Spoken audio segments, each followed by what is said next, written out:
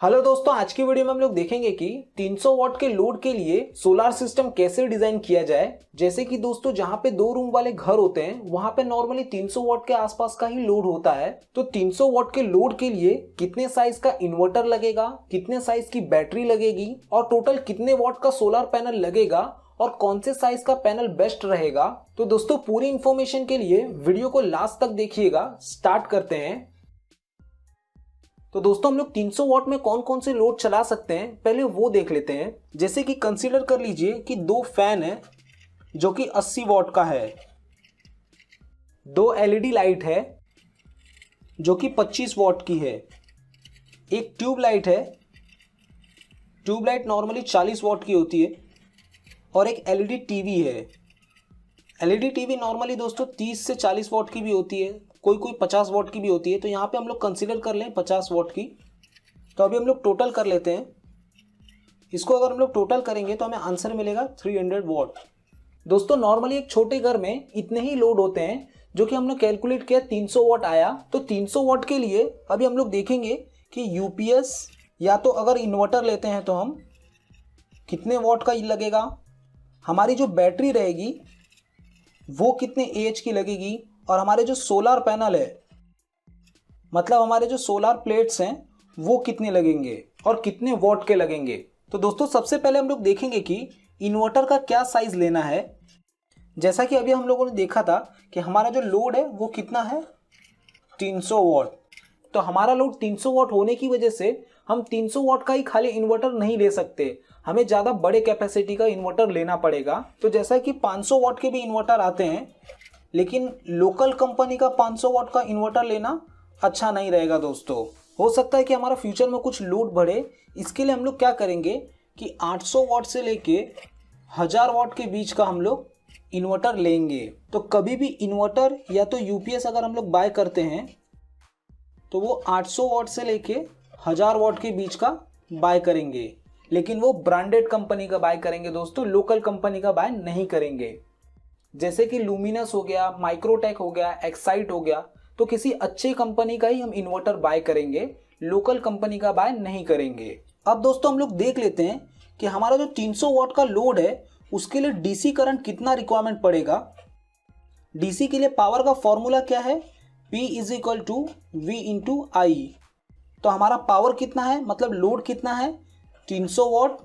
हमारा वोल्टेज कितना रहेगा दोस्तों, जैसे कि हम 12 वोल्ट की बैटरी कंसीडर कर लेते हैं और 12 वोल्ट का इन्वर्टर कंसीडर कर लेते हैं, तो वोल्टेज कितना रहेगा 12 रहेगा। करंट हमें पता नहीं है। आई को इधर पे रखेंगे, 300 / 12, इसको कैलकुलेट करेंगे तो हमें आई मिलेगा 25 एम्पियर। मतलब दोस्तों हमारा जो 300 वॉट का लोड है जो कि एसी लोड है, उसको चलाने के लिए हमें 25 एम्पियर डीसी करंट की रिक्वायरमेंट पड़ेगी। दोस्तों अब हम लोग देख लेते हैं कि 300 वॉट के लिए हमें कितने साइज की बैटरी को सिलेक्ट करना है।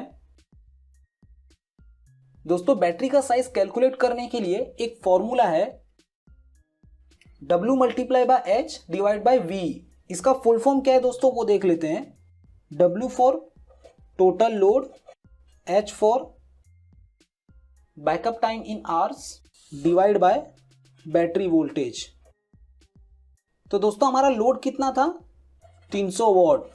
बैकअप टाइम आवर्स मतलब हमें कितने देर तक का बैकअप चाहिए। जैसे कि लाइट चली जाए तो हमारी बैटरी के ऊपर कितने देर तक हमारा लोड चलना चाहिए। तो पहले हम लोग कंसीडर कर लेते हैं कि 8 आवर्स मतलब 8 घंटे तक हमारा लोड बैटरी के ऊपर चल जाए। और हमारा दोस्तों बैटरी का वोल्टेज कितना होता है 12 वोल्ट मतलब 12 वोल्ट। इसको अगर हम लोग कैलकुलेट करेंगे 2400 / 12, इसको भी अगर हम लोग कैलकुलेट करते हैं तो हमें मिलेगा 200 AH। मतलब 8 घंटे का अगर हमें बैकअप चाहिए तो हमें 200 AH की बैटरी लेनी पड़ेगी। वहीं पे दोस्तों अगर हम लोग कंसीडर कर लेते हैं कि मुझे 8 घंटे का बैकअप नहीं चाहिए, मुझे 6 ही घंटे का खाली बैकअप चाहिए, तो उसके लिए क्या होगा दोस्तों सेम फॉर्मूला 300, क्योंकि लोड हमारा सेम ही है 300 है, लेकिन अभी हमें क्या करना है कि 6 घंटे का खाली बैकअप चाहिए। तो यहाँ पे हम लोग 6 रखेंगे, डिवाइड बाय 12 करेंगे, वापस इसको कैलकुलेट करेंगे तो 1800 / 12, इसको अगर हम लोग कैलकुलेट करते हैं तो हमें आंसर मिलेगा 150 AH। मतलब दोस्तों 300 वॉट के लोड के लिए अगर हमें 6 घंटे का बैकअप देना है तो हमें 150 AH की बैटरी का यूज करना पड़ेगा, और अगर हमें 8 घंटे का बैकअप देना है तो हमें 200 AH की बैटरी का यूज करना पड़ेगा। 200 AH की बैटरी अप्रोक्स 15 से 16,000 के बीच में मिल जाती है, और वहीं पे 150 AH की बैटरी 9,000 से 10,000 के बीच में मिल जाती है। बैटरी के भी बहुत सारे टाइप आते हैं, जैसे कि lead acid battery, dry battery, tubular battery. दोस्तों नॉर्मली हम लोग ट्यूबुलर बैटरी का ही यूज करते हैं, ड्राई बैटरी का भी यूज कर सकते हैं बट वो बहुत ही महंगी आती है, इसके लिए हम लोग ट्यूबुलर बैटरी का ही यूज करते हैं नॉर्मली। तो दोस्तों मैं यहाँ पे कंसिडर कर लेता हूँ कि हमारा जो बैटरी है वो मुझे 8 घंटे तक का बैकअप दे। तो 8 घंटे तक के बैकअप के लिए हमें कितने साइज का बैटरी यूज करना पड़ेगा? 200 AH की। दोस्तों हम लोगों ने 200 AH की बैटरी को अब सिलेक्ट कर लिया है। अब हमें कैलकुलेट करना है कि इस 200 AH की बैटरी को चार्ज करने के लिए कितने पावर की रिक्वायरमेंट पड़ेगी, मतलब कितने करंट की रिक्वायरमेंट पड़ेगी। बैटरी का चार्जिंग करंट पता करने के लिए भी एक फॉर्मूला है, बैटरी साइज डिवाइड बाय 10। तो हमारी जो बैटरी है वो कितने साइज की है? 200 AH की है। डिवाइड बाय 10 करेंगे उसको तो हमें आंसर मिलेगा 20 एम्पियर। दोस्तों ये डिवाइड बाय 10 इसलिए किया गया है कि हमारी जो बैटरी है वो धीरे धीरे चार्ज होनी चाहिए। अगर वो ज़्यादा फास्ट चार्ज होगी तो उसकी वजह से हमारी बैटरी खराब हो जाएगी। तो हमें जो चार्जिंग करंट है वो ऐसा सिलेक्ट करना है कि बैटरी धीरे धीरे चार्ज होनी चाहिए। तो हमारी 200 AH की बैटरी के लिए हमें 20 एम्पियर करंट की रिक्वायरमेंट पड़ेगी बैटरी को चार्ज करने के लिए। तो दोस्तों अब हम लोग देख लेते हैं कि हमारा जो सोलर पैनल होगा उसका करंट कितना होना चाहिए कि वो बैटरी को भी चार्ज कर सके और साथ ही साथ हमारे लोड को भी चला सके। तो उसके लिए हमें क्या करना पड़ेगा? बैटरी चार्जिंग का जो करंट है प्लस हमारे जो घर का लोड है उसका जो करंट है, दोनों को हम लोग ऐड कर देंगे। तो जैसा कि अभी हम लोगों ने देखा कि हमारा चार्जिंग करंट कितना है? 20 एम्पियर। और जैसा कि दोस्तों हम लोगों ने पहले कैलकुलेट किया था कि हमारा जो घर का लोड है उसके लिए 25 एम्पियर करंट की रिक्वायरमेंट पड़ेगी। तो यहाँ पे कितना कर देंगे? 25। तो दोनों को ऐड करेंगे तो हमें आंसर मिलेगा 45 एम्पियर। मतलब हमें ऐसा सोलर पैनल सिलेक्ट करना है जो कि हमें 45 एम्पियर करंट दे। तो अभी हम लोग वो भी कैलकुलेट करके देख लेते हैं। तो दोस्तों अभी हम लोग कैलकुलेट कर लेते हैं कि हमें कितने वॉट का सोलर पैनल लगेगा। तो दोस्तों पावर का फॉर्मूला क्या है? V इंटू आई। और दोस्तों हमारा करंट कितना था? 45 एम्पियर। बट दोस्तों जो वोल्टेज है वहां पर ही मेन प्रॉब्लम आती है। जैसे कि दोस्तों मार्केट में जो पैनल अवेलेबल है, जैसे कि 125 वॉट का जो पैनल है उसका वोल्टेज कितना है? 12 वोल्ट है। बट दोस्तों ये प्रैक्टिकली 12 वोल्ट नहीं रहता है। जैसे पैनल को हमने ओपन करके रखा है, मतलब उसका जो दो वायर है प्लस एंड नेगेटिव का, उसको हमने किधर भी कनेक्ट करके नहीं रखा है, तो वहां पे हमें 18 वोल्ट से लेके 21 वोल्ट के आसपास मिलता है। वहीं पे उस वायर को हमने किधर कनेक्ट करके रखा है तो वहां पे हमें 14 वोल्ट से लेके 16 वोल्ट के आसपास मिलता है। तो दोस्तों यहाँ पे हम लोग कंसीडर कर लेते हैं कि हमारा जो सोलर पैनल है उसका क्लोज लूप सर्किट वोल्टेज कितना होगा? 14 वोल्ट होगा। ये चीज मैं आप लोगों को किसी और वीडियो में प्रैक्टिकली करके भी दिखाऊंगा। तो इसको अगर हम लोग कैलकुलेट करते हैं तो हमें आंसर मिलेगा 630 वॉट। मतलब दोस्तों हमारे घर पे जो 300 वॉट का लोड है उसको चलाना, साथ में बैटरी को चार्ज करने के लिए हमें 630 वॉट के सोलर पैनल की रिक्वायरमेंट पड़ेगी। जैसा कि अभी हमें पता चल गया है कि हमें 630 वॉट के सोलर पैनल की रिक्वायरमेंट है। बट दोस्तों मार्केट में 630 वॉट के सोलर पैनल नहीं आते हैं। कितने कितने वॉट के सोलर पैनल आते हैं? जैसे कि 125 वॉट का सोलर पैनल आता है, 180 वॉट का सोलर पैनल आता है, 375 वॉट का भी सोलर पैनल आता है। अभी तो एक और नया सोलर पैनल आ गया है जो कि 440 वॉट का भी है। तो हमें कितने वॉट का सोलर पैनल लेना चाहिए?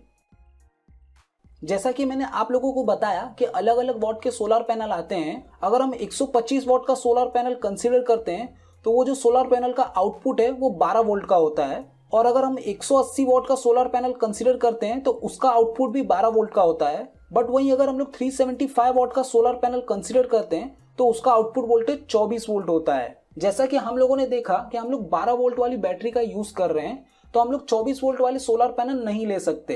तो हमारे पास खाली अब दो ही ऑप्शन रह गया, या तो हम 125 वोल्ट वाला सोलर पैनल लें या तो 180 वाला लें। तो मैं दोस्तों यहाँ पे कंसीडर कर लेता हूँ कि मैं 125 वॉट वाला सोलर पैनल यूज करूंगा। तो कितना सोलर पैनल लगेगा वो कैसे कैलकुलेट करेंगे?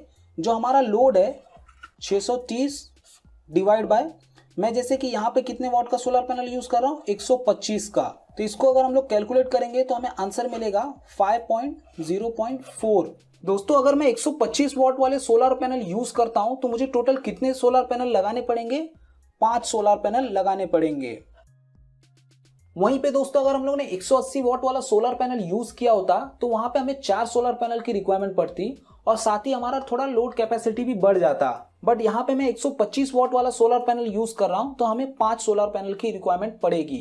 तो दोस्तों घर के 300 वॉट के लोड के लिए हमें इन्वर्टर कितने साइज का लगाना चाहिए? 800 वैट से लेके 1000 वैट के बीच का लगाना चाहिए। हमारी जो बैटरी होगी वो 200 एच की बैटरी का यूज करेंगे और हमारा जो सोलर पैनल होगा वो हम लोग 5 सोलर पैनल का यूज करेंगे जो कि 125 वॉट का है। दोस्तों यूपीएस कैसे काम करता